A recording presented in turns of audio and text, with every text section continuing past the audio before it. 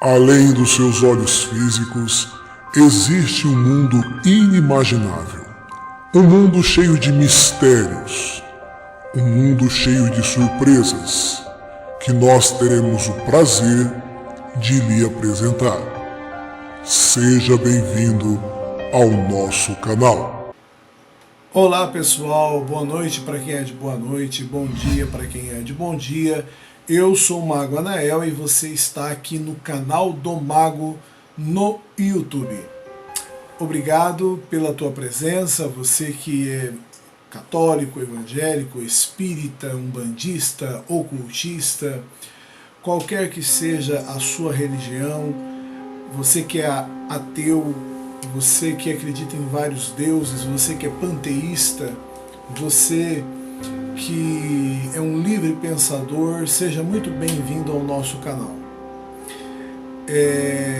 Eu recebi essa semana duas perguntas muito interessantes sobre algo que está acontecendo na indústria de Hollywood em relação aos filmes de terror.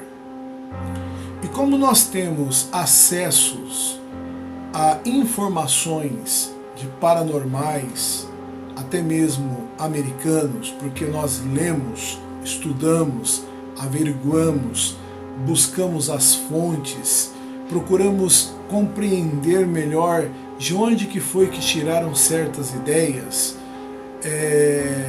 nós conseguimos trazer explicações para o grande público que, quando assistiu algum filme de terror no cinema, algum filme se referindo, por exemplo, a poltergeists, fenômenos paranormais, ficaram sem entender, porque parte era realidade e parte era ficção.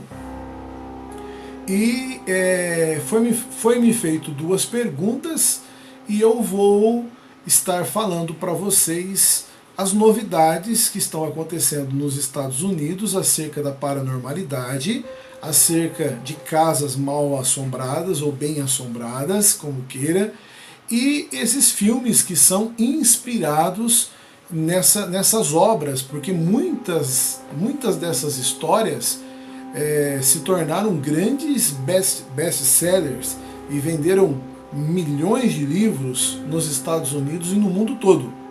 Então, as duas perguntas que me chegaram, as duas perguntas que me chegaram durante essa semana, foi a primeira a respeito do filme Invocação do Mal 2.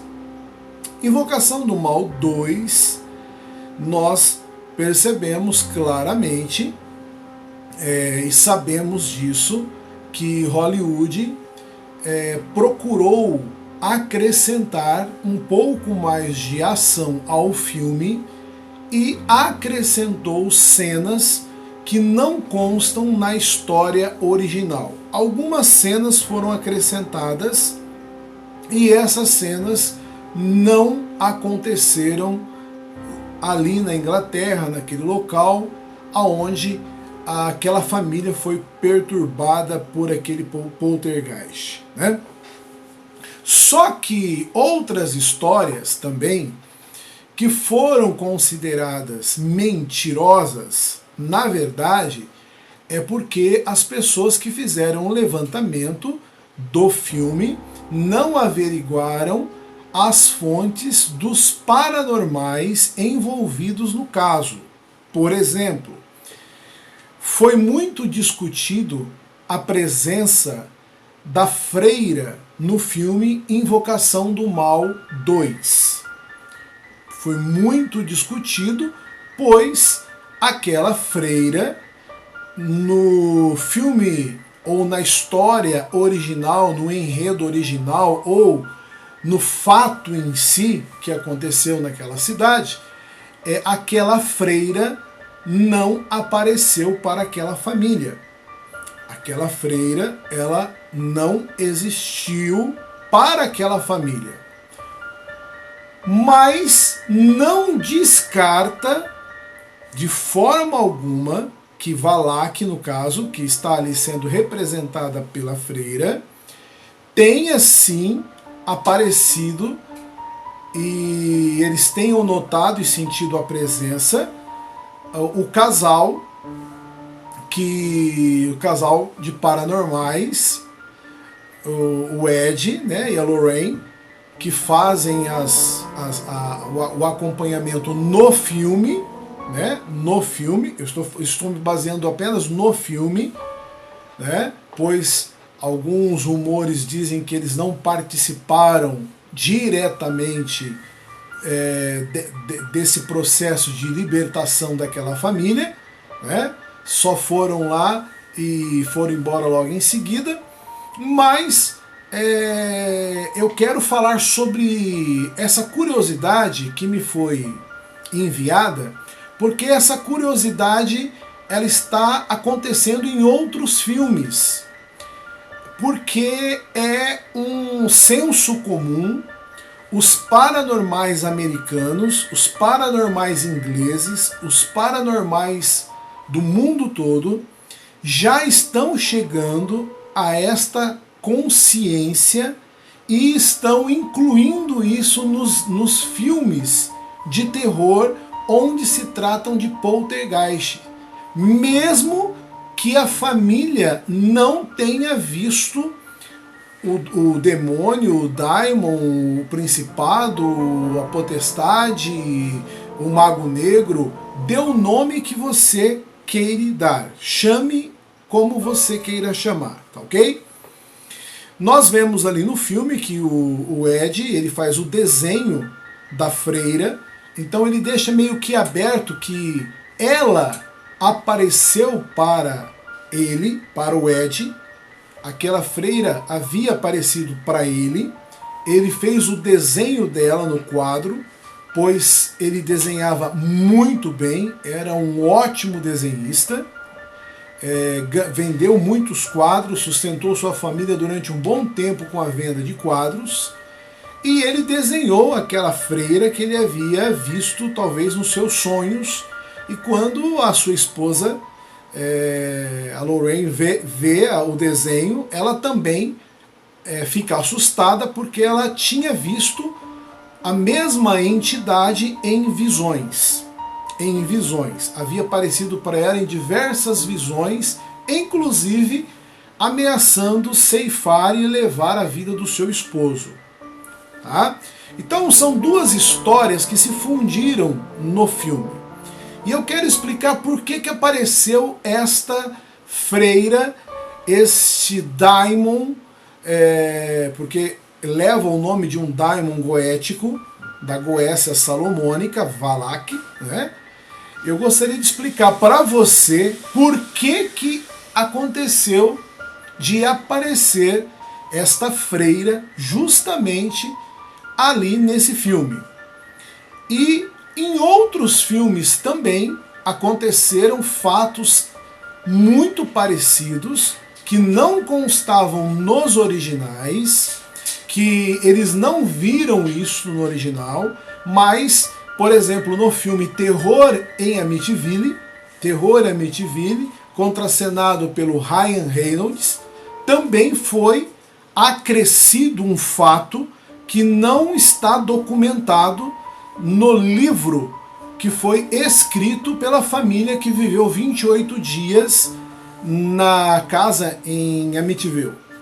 Então, por que esses fatos que não constam nas histórias originais estão sendo acrescidos e aparecendo agora nesses filmes de Hollywood?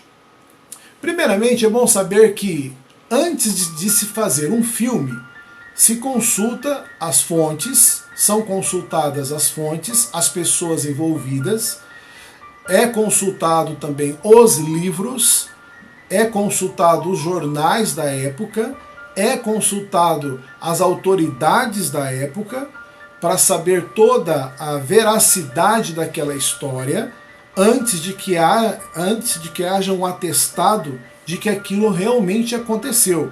Só que muitos comentaristas de filmes de terror não sabem que existe também hoje nos Estados Unidos, existe na Inglaterra, existe em diversas partes do mundo, grupos de paranormais que são consultados antes de fazerem este tipo de filme.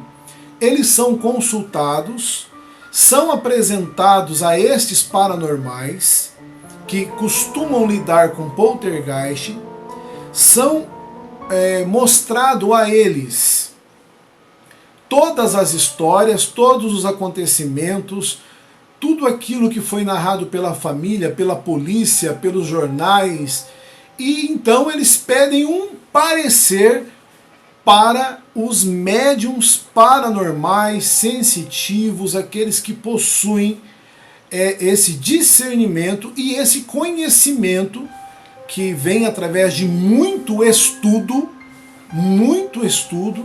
através da parapsicologia e da paranormalidade. Tá? Então eles são consultados, e quando são consultados, eles podem diagnosticar muitas coisas no filme que a família não se apercebeu, não se deu conta, mas acontece e aconteceu. Então eu vou explicar 2 casos em 2 filmes que aconteceu algo que é cada vez mais crescente, mais forte dentro da parapsicologia e dentro da paranormalidade, dentro dos paranormais que são espalhados no mundo todo. Ok? Vamos falar primeiramente da invocação do mal 2, Valak. Aquela freira não apareceu. Você nota muito bem no filme que o senhor, o Bill, aquele que ficava sentado na cadeira, na poltrona, que morreu naquela poltrona, ele pedia socorro, ajuda, porque ele queria ir embora, mas algum espírito, algum mago negro, alguma potestade proibia com que ele fosse embora daquele local. Ele diz assim: eu morri, voltei para minha casa, fui ver se a minha família aqui estava, minha família não estava mais aqui, e ele me impediu de ir embora. Algo estava impedindo aquele espírito de ir embora, e estava utilizando ele para colocar medo, pavor naquelas crianças, naquela mulher, naquela família, que você sempre nota que um local cheio de assombrações, cheio de manifestações, geralmente é acompanhado por jovens na puberdade, na pré-adolescência ou na adolescência, em períodos de menstruação, em período que os adolescentes estão se tornando mulheres, as meninas, né, principalmente, no caso, e é uma chance que os poltergeists conseguem adquirir energia, tá, do próprio prana e também desses jovens para se manter ali naquele local e fazer manifestações como garrafa voar, faca voar, objetos serem lançados a longa distância, barulhos, batidas e outros fenômenos que nós podemos também verificar ali no filme. Então vamos lá. O que aconteceu com aquele senhor e por que existe essa entidade somente no pensamento do casal paranormal americano do Ed e da Lorraine? Por que existe apenas no pensamento deles? Por que isso ocorreu somente ali? E a família não relata a presença desse mago negro, desse daimon, desse espírito que aprisionava o espírito daquele senhor naquela casa. Isso é um consenso hoje normal e muito utilizado dentro da paranormalidade. Se você se lembrar do filme Terror em Amityville, se eu não me engano, de 2004, onde o Ryan Reynolds fez um remake do filme, você vai notar que no final, a Judy, que era uma criança que havia sido assassinada pelo seu irmão Ronald DeFeo, que assassinou toda a sua família, ela não queria que a família fosse embora. Na verdade, ela em todo o tempo foi manipulada, até mesmo para que a menina se suicidasse, pulasse de cima lá daquela casa, né, daquela mansão, morresse, para que pudesse teoricamente se encontrar com o seu pai. Mas ela queria mesmo que a menina desencarnasse e ficasse com ela ali. Ela também estava a trabalho, a serviço de um mago negro, de uma potestade maligna que estava ali aprisionando as pessoas que haviam sido suicidadas naquela casa. Perdão, as pessoas que haviam sido assassinadas dentro daquela casa. Então, havia um mago negro aprisionando essas pessoas que foram assassinadas pelo Ronald DeFeo. Tá? E isso também se repete na Invocação do Mal 2, onde a freira aparece ali como o mago negro, como o daimon, como um espírito superior que governa legiões de demônios, legiões de outros espíritos, aprisionando aquele senhor ali, tá? Não deixando com que ele fosse embora. Por que que isso aconteceu, acontece e hoje está em alta nos filmes americanos? Os paranormais chegaram à conclusão de que quando uma pessoa desencarna, quando uma pessoa morre, e isso é bom que você preste muita atenção, porque um homem há 2000 anos atrás, chamado Nazareno, já disse isso. Ele disse assim: louco, essa noite pedirão a tua alma, e para quem você a tem preparado? O que acontece? Papi, que foi um dos grandes ocultistas no começo do ano de 1900, ele lançou um livro através das ciências ocultas e secretas. Ele lançou um livro onde havia uma gravura, uma pessoa desencarnando, ela estava saindo do seu corpo e estava entrando no plano astral, e ela estava sendo disputada nessa gravura por espíritos que estavam no astral. Ela estava sendo disputada por magos negros, por deuses, por demônios, por... queira dar o nome que você achar melhor. Seres trevosos, havia seres que nós não conseguimos identificar através da gravura, mas Papi, que também era médico, ele deixa bem claro que quando uma pessoa desencarna, se ela não tiver uma formação espiritual, um conhecimento espiritual grande, ou pelo menos sustentável, quando ela desencarna, ela pode entrar no mundo espiritual, aonde seres espirituais irão pleitear a sua alma, irão tentar escravizar aquela alma no seu mundinho, porque muitos desses principados e potestades ficam nos seus locais, onde eles consideram os seus reinos, né?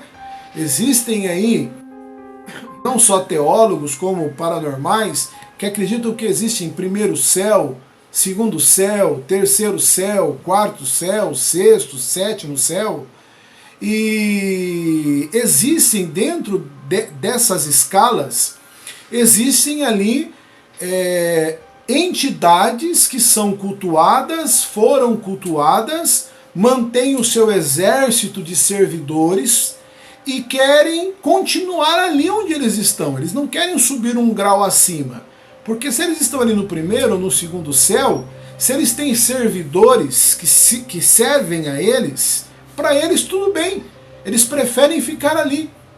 Eles ficam ali, aprisionam esses espíritos desencarnados começam a trabalhar para eles, e eles então ficam impossibilitados de seguir a sua vida rumo a uma reencarnação. Então, o que aconteceu ali? O senhor da invocação do mal 2, ele era proibido de sair da casa.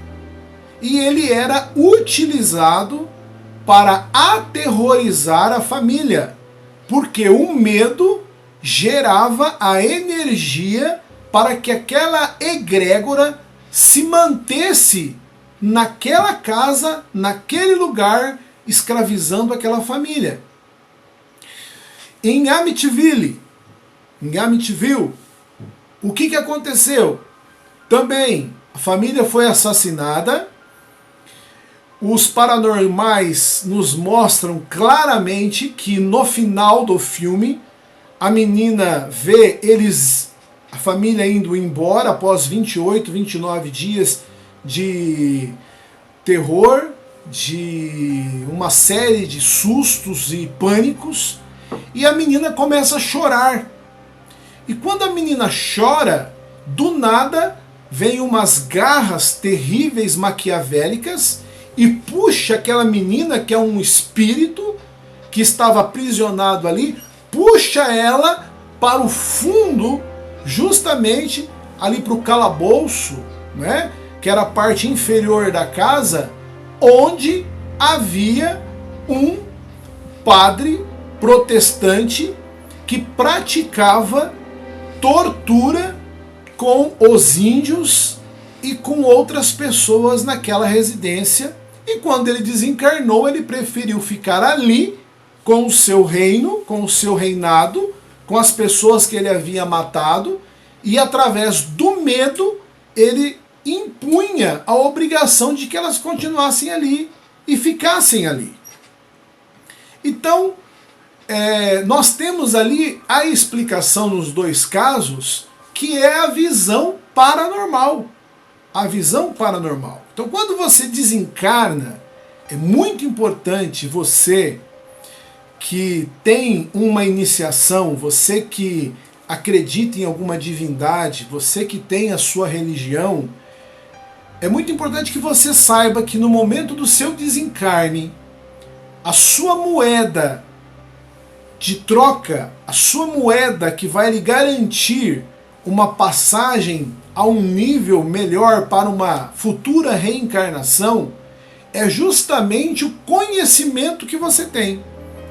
Por exemplo, virão vários seres pleitearem a tua alma, e você dirá assim: não, eu não preparei a minha alma para você, eu não pertenço a você, eu sei a quem eu sirvo, eu sei a quem eu pertenço, e eu não pertenço a você.